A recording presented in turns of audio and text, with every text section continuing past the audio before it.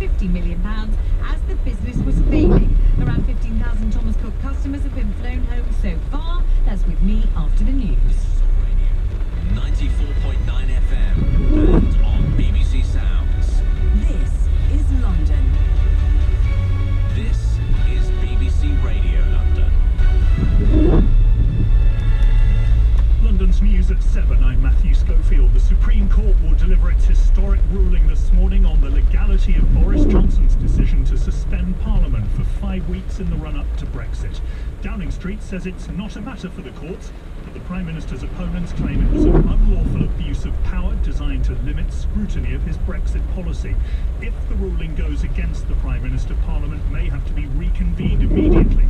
The BBC's deputy political editor, John Pienaar, says whichever way it goes, he'll be under pressure. If Boris Johnson loses that case, he can expect a chorus of demands from his critics for his resignation and another battle in prospect with hostile MPs at Westminster. If he wins it, he can only expect the briefest possible breathing space before the pressure's on again to get that Brexit deal on which his political hopes and, by the way, the country's future still hangs. Well, the government says it will abide by the court's ruling, but so far Mr Johnson's refused to rule out seeking to prorogue Parliament for a second time.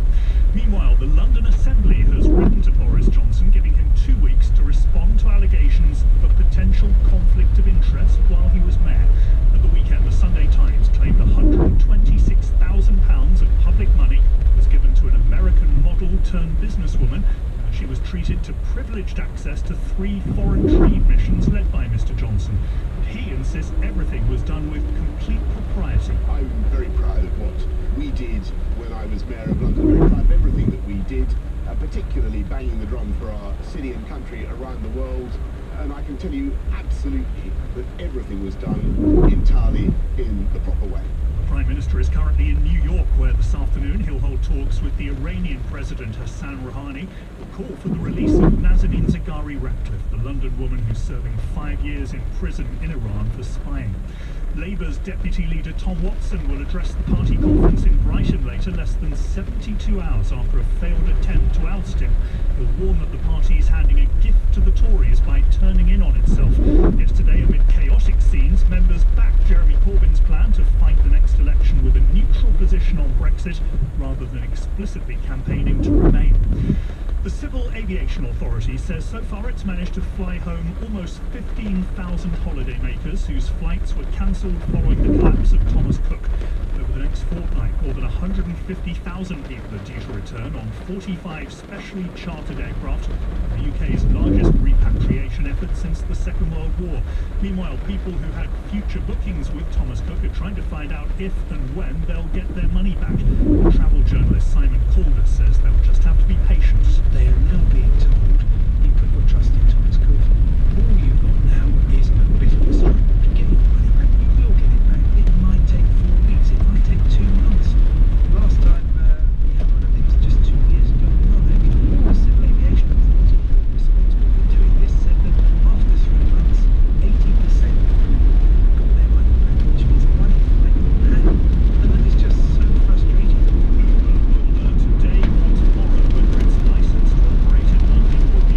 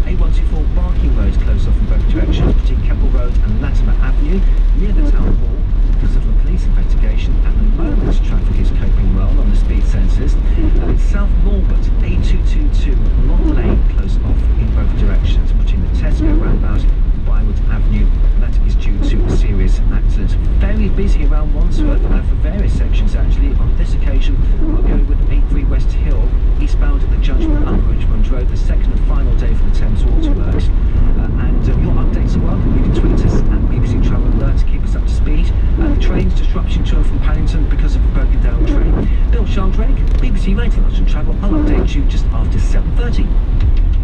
This is London. I'll be honest, we're blessed to be in a city like London. You pretty much get everything here. So exciting! I love a London wedding. Is there a story behind it? This is London. She told me the other day, if you don't get married, the wolves are going to come eat you. The wolves? And I said, where are they coming from? Because I live in South London on the 17th floor of a tower block. So where are they coming? This is London. Brixton claims Bowie and Bromley claims Bowie and Beckenham's got a bit of a claim on Bowie. Elvis Costello, so I don't want to go to Chelsea, reminds me of hanging out in the